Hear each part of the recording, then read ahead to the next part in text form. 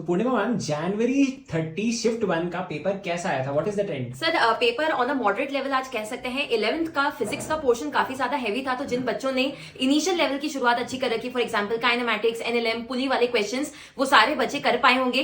Chemistry की अगर बात करें तो इनऑर्गेनिक और ऑर्गेनिक दोनों ही एनसीईआरटी में से आ रही है। एफ ब्लॉक के काफी सारे रिएक्शंस और जो एक टेबल होती है उसमें से पूछी जा रही है। फिजिकल एज यूजुअल काफी फॉर्मुला बेस्ड है। मैथ्स में भी पेपर अभी तक काफी ज्यादा लाइट लग रहा है। हमारे पास में जितने भी क्वेश्चन आए हैं very very easy to do है। कुछ कुछ के अंदर कैलकुलेशन हैवी दिखाई देती है, बट इफ यू नो कि किस तरीके से आप उसकी प्रोसीडिंग करोगे, आप उसकी टेंशन नहीं लेने वाले हो, मोस्ट ऑफ द चीजें जीरो वगैरह बन रही है। सो मुझे लगता है ना सर, आज का पेपर काफी ऑन द मॉडरेट साइड ही आया था। बट जैसा कि मुझे लगा कि जो स्टार्टिंग में हवा बन रही थी कि पेपर शायद सबसे आसान हो सकता है, और बच्चों ने क्योंकि पेपर सोल्यूशंस पहले के देख रखे हैं, तो ये प्रोबेबिलिटी बन रही है क्या कि यार ये इस बार कट ऑफ थोड़ा ज्यादा जाएगा? हाँ सर, कट ऑफ तो थोड़ा ज्यादा जाएगा। इनफैक्ट 29 शिफ्ट 2 के अंदर में भी हमने देखा था, शिफ्ट 1 में भी देखा था, पेपर वैसा ही आ रहा है ले दे के, तो कोई दिक्कत की बात नहीं। और वैसे normalisation will take care of everything, तो आप टेंशन मत लो। If you are done with the paper, I think you should get started for April attempt now and JEE advance.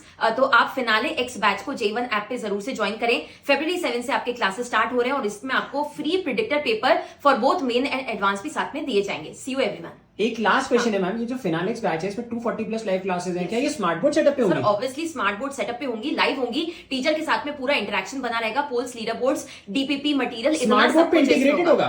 Yes sir, of course. Okay, कोई शक नहीं। और theory material भी है सारा? सर थ्योरी मटेरियल तो हमने बच्चों को ऑलरेडी दे दिया है and everyone has already gotten started, तो आप भी जल्दी स्टार्ट कर लो। Thank you so much ma'am. Good evening. Good evening. Firstly we are from J1। आपको तो पता होगा क्योंकि हेलो, इनका बेटा J1 से ही पढ़ा है, तो ये अपने मतलब J1 के स्टूडेंट्स के पेरेंट्स है, तो चलो इनको पूछते हैं अपना रिव्यू। तो सर कहाँ से आए हो आप? पहले हम लोग आ रहे हैं मीरा रोड से। मीरा रोड से आ रहे हो? ओके। तो कैसा था सर आपके बेटे का प्रिपरेशन तो काफ़ी टाइम से कर रहा था वो। In fact he started I think 6 months back. he had already started before he was going to the classes, and I think so from November onwards he stopped the classes and he was focusing online only, doing the self-study. Okay. So he was like more concentrating on JE1, like जो channel है जो YouTube पे, तो उसने उसी से major preparation उसने उसी से किया। ओके। मतलब वो उसने सेल्फ स्टडी किया है J1 से, यूट्यूब चैनल से। Yeah. ओके। तो इनके जो बेटे हैं वो अपने J1 से पढ़े हैं, सेल्फ स्टडी किया है, यूट्यूब से पढ़े हैं। तो ओके सर, आपको क्या लगता है आपका बेटे का परफॉर्मेंस कैसा होगा फिर इस बार एग्जाम में? Well, I am hoping that अच्छा परफॉर्मेंस होगा, बिकॉज बहुत सारी आइडियाज उसके क्लियर थे, और जो भी डाउट्स होता था he used to go online and clear his doubts. Last class में when I asked him like what is his preparations and all, and like if anything is missing out, तो उसने बोला कि he has prepared most of the topics, okay, which are important, which the JE1 में जो sir ने बोला था कि ये इम्पॉर्टेंट टॉपिक्स हैं, तो उस पर उसने की फोकस किया है। So we hope that he get good marks, and this is all about the luck, like and the hard work that the kids put in. तो J1 पे जो मैम ने सर ने सबको JMPP दिया था, जो लास्ट ईयर हम भी J1 से ही पढ़े हैं, तो मोस्टली हमारे टाइम पे वो बहुत यूजफुल था, क्योंकि मोस्टली इसमें ऐसे क्वेश्चन डिजाइन करते थे सर और मैम सब, मतलब उनकी पूरी टीम, क्योंकि मोस्टली वो रिलेटेड थे क्वेश्चन जेई का एग्जाम के क्वेश्चन पेपर से, तो मोस्टली वैसे ही टाइप के क्वेश्चन वहाँ पे पूछे जाते थे, तो मेरे को बहुत हेल्प किया था। वो JMPP के बारे में आपको कुछ बताया उसने? नहीं, उसने उसके बारे में नहीं बताया, but yes he was solving the paper. जो ऑनलाइन पेपर्स होते थे उसको भी सॉल्व करता था, प्लस हमने ऑफलाइन सिलेबस जो उसको ला करके दिया था उससे भी वो पेपर्स को सॉल्व कर रहा था। ओके। तो ओवरऑल क्या लगता है आपको, आपका ओपिनियन कुछ और? Just hoping for the best. Let's see what happens. We are also keeping our finger crossed. We hope, inshallah, everything goes well. Okay sir. तो सर सेकेंड अटेम्प्ट के लिए भी अभी बैच आएगा J1 पे, तो आपका बेटा तो पहले से ही J1 का स्टूडेंट है, हाँ। तो फिर वो तो अभी उसी बैच को फॉलो करेगा, तो जो उस बैच में मोस्टली ऐसे ही पढ़ाया जाएगा।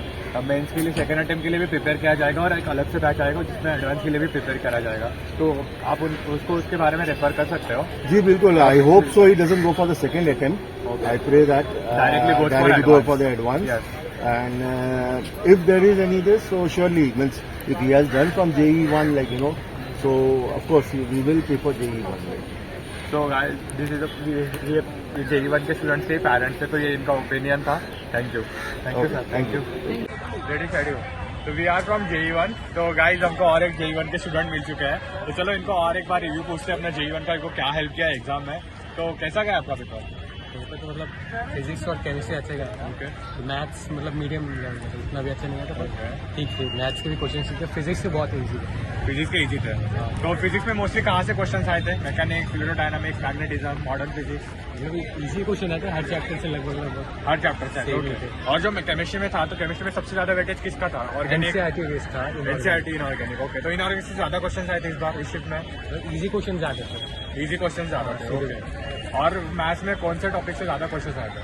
मैथ्स में कोऑर्डिनेट ज्योमेट्री। तो जो पूर्णिया मैम का तरीका है, पूर्णिया मैम है सभी सर, तो आपको क्या हेल्प किया आज क्वेश्चन सॉल्व करने में मैथ्स के? मैथ्स में तो वही क्वेश्चन सॉल्विंग एबिलिटी है जो मैथ्स में अच्छा नहीं है। मैथ्स अच्छा नहीं गया। ओके। तो आपका सब्जेक्ट कौन सा, मतलब सबसे अच्छा सब्जेक्ट कौन सा गया आपका आज? इससे मेरा केम और फिजिक्स दोनों में इक्वली गए थे। और केमिस्ट्री आप अभी JE1 से पढ़े हुए हो, तो आपने केमिस्ट्री तो एनबी मैम से पढ़ी होगी मैम और Lokesh sir. Okay, Lokesh sir से पढ़ी होगी। तो आपको क्या हेल्प किया उनके गाइडेंस ने आपको आज एग्जाम में?